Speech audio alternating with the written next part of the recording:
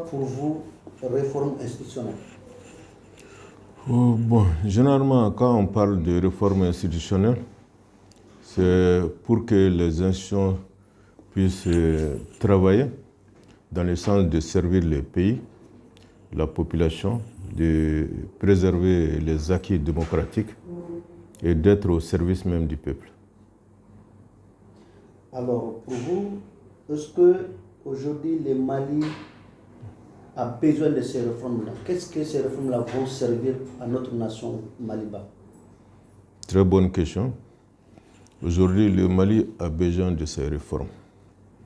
La raison est que depuis l'indépendance, nous évoluons dans un système hérité du colonisateur.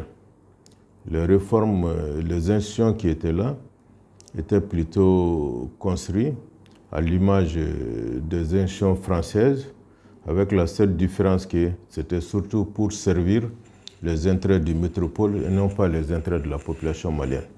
C'est ainsi qu'on a évolué, on a essayé chaque fois de copier ce que faisait la France, ainsi de suite. Et chaque fois, les populations, nos populations ici, ne se reconnaissent pas beaucoup dans nos institutions, qui sont très éloignées de la population et des soucis même de la population. Vous voyez même quand vous partez dans certains départements, bien vrai que vous soyez citoyen malien, mais vous n'obtenez pas la considération qu'on vous doit. Souvent, il faut que vous ayez même supplié vos droits, ou il faut que vous amenez quelque chose pour soudoyer, alors que ce sont vos droits. Donc, les réformes constitutionnelles sont surtout dirigées pour que les Maliens même se reconnaissent dans nos institutions, pour qu'ils n'aient pas peur de venir dans des départements, demander leur dû. Quand ils viennent, quelle que soit leur apparence, on leur doit le maximum de respect. Nous évoluons dans ce sens-là. C'est-à-dire que l'administration doit être au service du peuple. Alors, docteur, est-ce qu'aujourd'hui, si les Maliens restent, ou bien les autorités restent sans vraiment réaliser ces réformes-là, Mali restera de quoi réellement? Bon, les frustrations vont en augmentant. Comme vous voyez, la corruption est là. Par exemple, si on prend certains domaines, ce qui concerne les problèmes fonciers, vous voyez que les Maliens sont spoliés. Bon, si on va aussi dans le secteur de la justice, les Maliens ont même peur.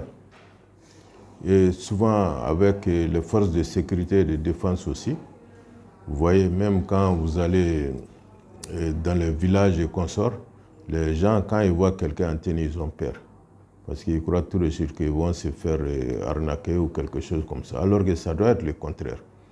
Quand on voit un représentant des forces de sécurité, on doit avoir l'assurance qu'il va sauvegarder nos intérêts, l'agent en question va te protéger, va t'aider à comprendre ce que tu n'as pas pu comprendre concernant tes droits, et en aucune façon il ne va utiliser sa tenue pour te prendre ton argent ou bien tes biens. Alors aujourd'hui, certains Maliens pensent que nous ne sommes pas au bon moment pour mener ces réformes-là. Pour eux, il faut attendre un autre pouvoir qui peut être le pouvoir légitime pour eux pour mener ces réformes-là. Qu'est-ce que vous avez à l'endroit? Bon, c'est une mauvaise compréhension, c'est une mauvaise interprétation. Et je pense qu'au niveau de chacun, c'est une question de maturité. Ouais, quand vous êtes assez mature pour comprendre certaines choses, il faut savoir que ce que vous trouvez se trouve en vous-même. Quand vous parlez de légitimité, la légitimité, c'est le peuple. Quand le peuple se reconnaît dans un pouvoir, ce pouvoir a une légitimité. Un pouvoir peut être démocratiquement élu, comme on le dit, mais quand le peuple ne s'y reconnaît pas, ce pouvoir, même s'il reste légal, perd déjà de sa légitimité. Vous voyez? Donc, sur ce plan-là, ceux qui parlent comme ça, c'est qu'ils n'ont pas très bien compris. Aujourd'hui, on a un pouvoir dans lequel la majorité des Maliens, même sans faire de sondage, se reconnaissent. Et pas seulement les Maliens, même les Africains à travers le monde. le Mali a acquis une très grande notoriété. Donc on ne peut pas parler de légitimité dans ces cas. La légitimité ici saute à l'œil déjà. On peut parler peut-être de la légalité parce qu'on a une constitution qui parle autrement. Voilà. Mais quand la légitimité est là, la légitimité populaire est là, les droits s'éteignent. Partout dans le monde, quand la légitimité populaire est là, les droits s'éteignent. On ne parle plus de droits. C'est la légitimité qui impose la légalité en ce moment. Toute légalité qui fonctionne très bien se repose sur une légitimité. Si la légalité est là et que la légitimité ne la supporte pas, cette légalité est laissée de côté. Donc c'est la légitimité qu'on suit. Vous voyez que maintenant on doit aller au référendum. Une fois le référendum tenu, si le résultat est positif, on ne peut plus rien, le droit s'éteint, on ne peut plus rien, on ne peut plus en parler.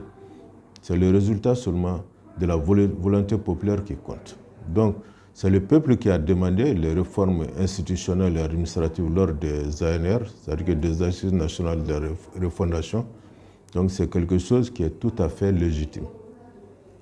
Alors, est-ce que vous voyez, comme vous êtes vraiment le président du Corema, un collectif qui est vraiment promené partout dans ces pays-là, est-ce que vous voyez au peuple malien ces changements ou bien ces réformes dont le peuple, ou bien je peux dire les autorités chargées, est-ce que vous les voyez prêts, vraiment la population surtout, prête à aller à ces réformes-là?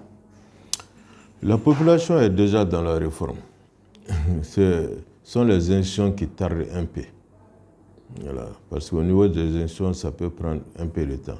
Sinon, au niveau de la population aujourd'hui, la population est déjà dans la refondation. Alors, quel est le dernier mot que vous avez à l'endroit de ceux qui n'ont pas compris et l'appel de ceux qui ont compris pour aller à ces réformes? Je veux dire aux uns et aux autres seulement, il y a des moments de tournant historiques dans la vie d'une nation. Si vous ratez ces moments de faire les réformes structurelles qu'il faut, vous allez attendre encore 50 ans ou 100 ans. Le moment où nous sommes, c'est un moment de fracture.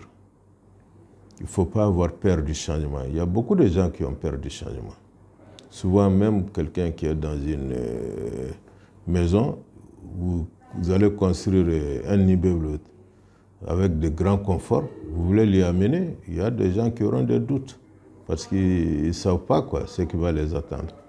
Aujourd'hui, il ne faut pas avoir peur. Il faut aller aux réformes structurelles. Malheureusement, ceux qui parlent comme ça sont des gens qui sont manipulés par ceux qui veulent qu'on reste dans les réformes conjoncturelles. Les réformes conjoncturelles sont des choses, c'est pas comment dire quoi, qui sont là pour résoudre des problèmes pour quelque temps seulement. Tu vois, ce sont des choses qui n'ont pas de durée, qui sont de court terme. Pour qu'un pays puisse bien se développer, il faut aller à des réformes qui sont dans le temps, des réformes qui sont de longue durée. Ce sont ces réformes-là qu'on appelle les réformes structurelles. Donc quand on parle de réformes structurelles, ça doit prendre du temps. Et le temps, là, il ne faut pas qu'on ait peur de ça. Parce qu'il y en a qui ne veulent pas du tout être un peu gênés dans leur confort et consort. Non. Souvent, il faut sortir de ce confort-là pour prétendre à un confort encore beaucoup plus grand. Donc, c'est comme ça. Donc, je souhaite à tout un chacun d'avoir assez de maturité, de sérénité, de regarder dans le futur et de se dire, même si je ne vais pas profiter de ça, mes enfants et mes petits-enfants vont en profiter. C'est ça qui doit guider nos faits et gestes aujourd'hui. Les pays dont on regarde avec envie, les pays européens américains, il faut bien regarder leur histoire. Ils ont très bien souffert avant de parvenir à ce niveau de développement. Donc nous, ne nous attendons pas à quelqu'un qui va venir avec un bâton magique pour que du sommet au réveil, on va se retrouver dans un pays super développé. Non, on doit un peu souffrir, on doit suer, c'est à la sueur du front qu'on va bâtir le Mali. Et pour cela, il faut qu'on soit fort, qu'on ait un moral très fort et qu'on soit vraiment très serein et très fixé sur nos objectifs et ne pas du tout hésiter surtout. Donc soyons forts.